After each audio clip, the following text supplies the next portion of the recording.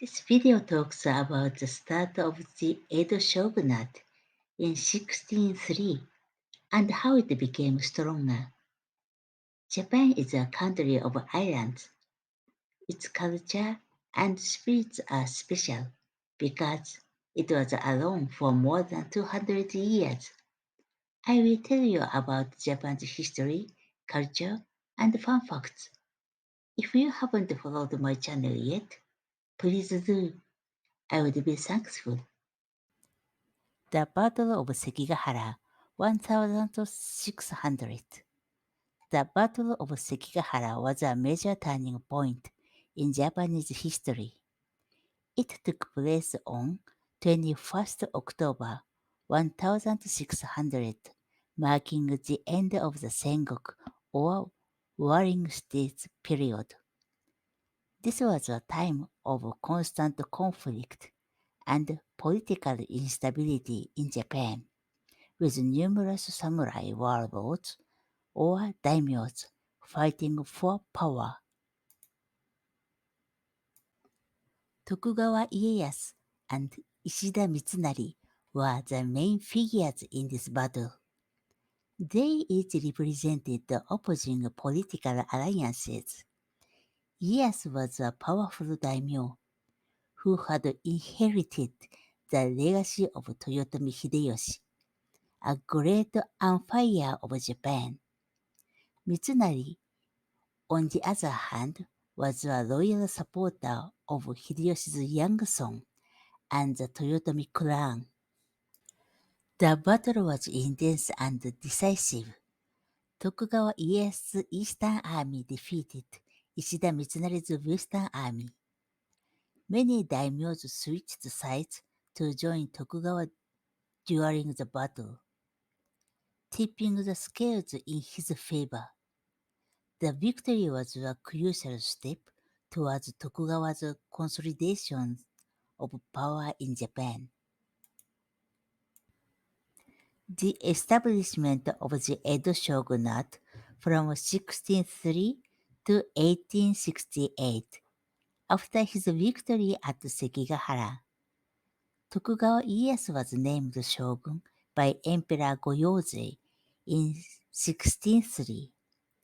This marked the beginning of the Edo period and the establishment of the Tokugawa shogunate, also known as the Edo Bakufu. The Edo period was a time of relative peace and stability, with the Tokugawa clan effectively controlling Japan for over 250 years. The Edo period is characterized by strict social order, isolationist foreign policies, and a focus on arts and culture.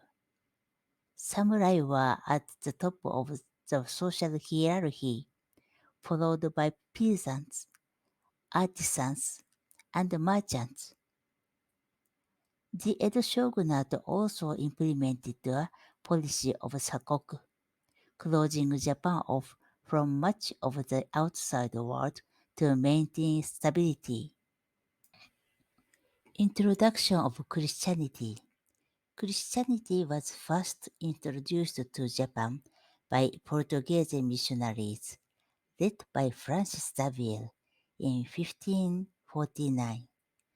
The new religion initially saw a significant number of conversions, particularly among the daimyos, feudal lords, who were interested in establishing trade relations with Portugal, Spain, and later the Netherlands and England. However, as Christianity spread, the Tokugawa shogunate and other daimyos started to grow suspicious. They saw the new religion as a potential threat, fearing it might be used by foreign powers to destabilize Japan and even pave the way for an invasion. This suspicion was not entirely unfounded, considering the contemporary events in the Philippines, which were colonized by Spain using religion as an inroad. The Christianity Proscription Edict, 1612. In response to these fears, the shogunate issued the Christian Proscription Edict in 1612. This edict essentially banned the practice of Christianity in Japan. It also ordered the expulsion of all missionaries from the country. The execution of the edict was severe. Many Christians were persecuted, with some even being murdered for their faith. The enforcement of the edict varied across the country, and some Christians continued to practice their faith in secret. These kakure Christian or hidden Christians preserved their beliefs through generations.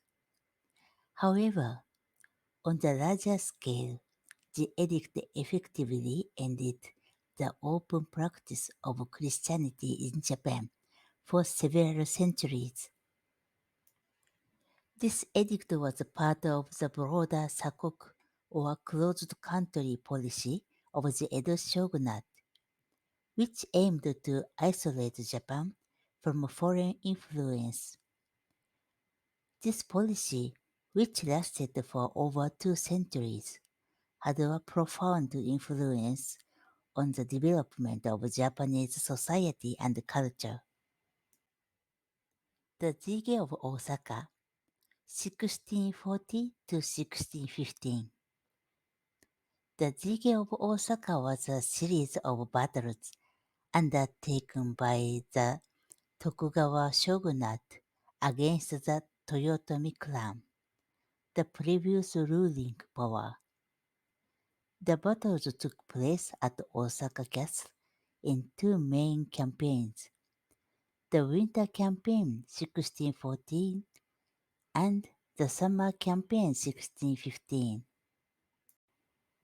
After the Winter Campaign ended in truce, Toyotomi Hideyori, the son of the late great Empire Toyotomi Hideyoshi, started rebuilding and reinforcing the castle's defenses in preparation for further attacks.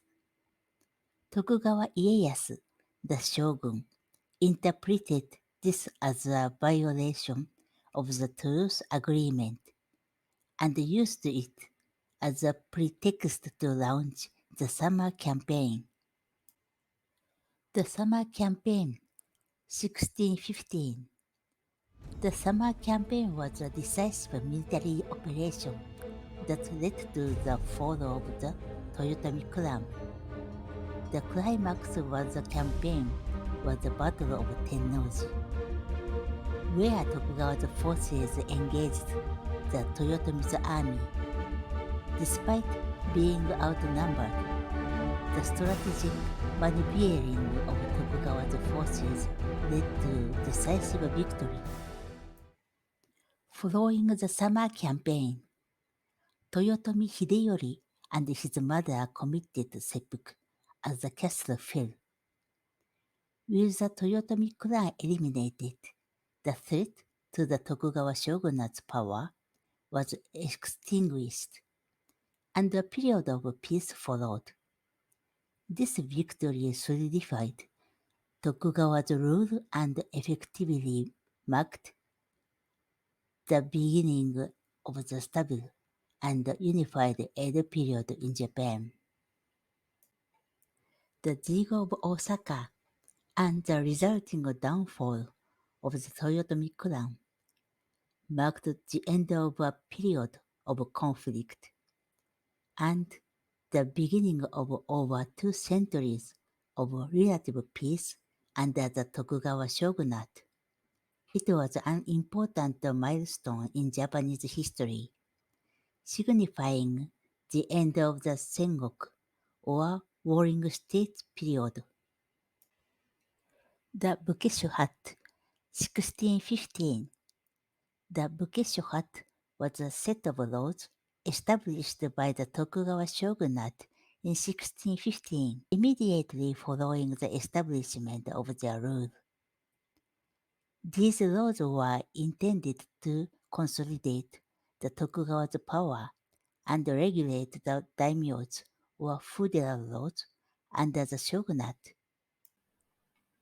The Bukeshohat consisted of 13 articles that touched on various aspects of feudal governance and samurai conduct. These ranged from prohibiting the construction of new castles and the repair of existing ones without the shogunate's approval to banning extravagant living and the practice of Christianity. The primary purpose of the Bukeshohat was to solidify the power of the Tokugawa shogunate and ensure the subordination of the daimyos. By controlling aspects such as castle construction and lifestyle, the shogunate aimed to prevent the daimyos from amassing too much power and potentially rebelling. The Bukeshohat, along with other policies, helped maintain the stability of the Edo period for over 250 years. It contributed to the rigid social structure of the era and helped establish the Tokugawa shogunate's centralized feudal system. 近中並びに公家諸法度 1615 The 近中並びに公家諸法 was a collection of laws issued by the Tokugawa shogunate in 1615. These laws were designed to regulate the imperial court in Kyoto and were issued alongside the Bukeshohat, which were designed to regulate the samurai class. The Kinju Narabini Kogeshohat consisted of 50 articles that set rules for that court nobles' conduct, court ritual, and the court's interaction with the shogunate. The regulations stipulated the protocol for various ceremonial events and restricted the court's ability to independently engage with foreign entities or the daimyo's feudal lords. The main aim of these laws was to ensure the shogunate's control over the imperial court. By dictating the court's protocols and limiting its independence, the shogunate aimed to solidify its own power and prevent any potential political opposition from the court. The Kinchu Narabini Kugeshohat, along with the Bukeshohat, played a crucial role in establishing the hierarchical structure of the Edo period, reinforcing the power of the Tokugawa shogunate over all aspects of Japanese governance. Shimpan, or Fudai, and Tozama. These terms refer to different categories of daimyos, feudal lords, in the Edo period, categorized based on their relationship with the ruling Tokugawa family. Shimpan daimyos were direct relative of the Tokugawa family. They were the highest ranking daimyos and were often placed in strategically important locations across Japan to ensure loyalty to the shogunate. The Shimpan were considered to be the closest to the shogunate, and their high status reflected this relationship. Fudai daimyos were hereditary vassals of the Tokugawa family, meaning that Their families had been loyal to the Tokugawa clan even before they came to power in 1603. Fudai daimyos held various administrative positions and were often appointed as officials within the Tokugawa government. Tozama daimyos, often referred to as outsider lords, were those that became vassals of the Tokugawa after the Battle of Sekigahara in 1600. They were typically given less political power and were treated with some suspicion by the shogunate. However, some of the largest and most powerful domains, such as Satsuma and Choshu, were controlled by Tozama daimyos. This classification system played a significant role in maintaining the balance of power during the Edo period. By creating a hierarchy among the daimyos, the Tokugawa shogunate was able to control the feudal lord and minimize the risk of rebellion. It also provided a clear framework for managing political and administrative responsibilities throughout the country. Sankin Kotai, alternate attendance. Sankin Kotai was a policy instituted by the Tokugawa shogunate during the Edo period. Under this system, daimyos, feudal lords, were required to spend alternate years in the shogun's court at Edo, modern-day Tokyo, and in their own domains. The primary goal of the Sankin Kotai policy was to control and stabilize the daimyos by requiring their presence in Edo for half of the time. The shogunate could keep a close eye on their activities. Additionally, the cost of travel and maintaining residences in both Edo and their home domain was financially burdensome, which further limited the power and influence of the daimyos by consuming their resources. Each daimyo's procession to and from Edo was a grand affair, often consisting of several hundred to several thousand attendants. When in Edo, daimyos lived in residences called Edo-ryo and were part of the shogun's court life.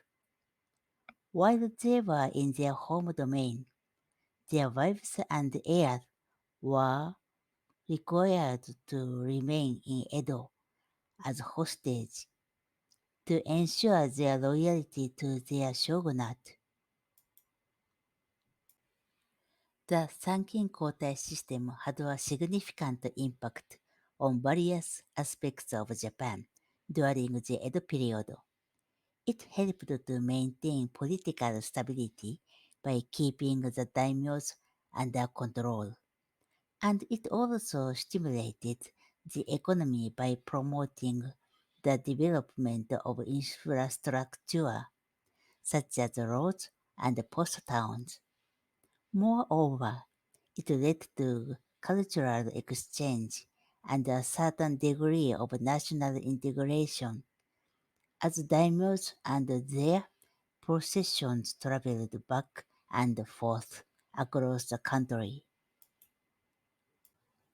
In summary, Sankin Kotai was a significant policy during the Edo period that required feudal lords to spend alternate years in Edo and their home domains, helping to secure the Tokugawa shogunate's control over the daimyos and promoting economic and cultural development in Japan.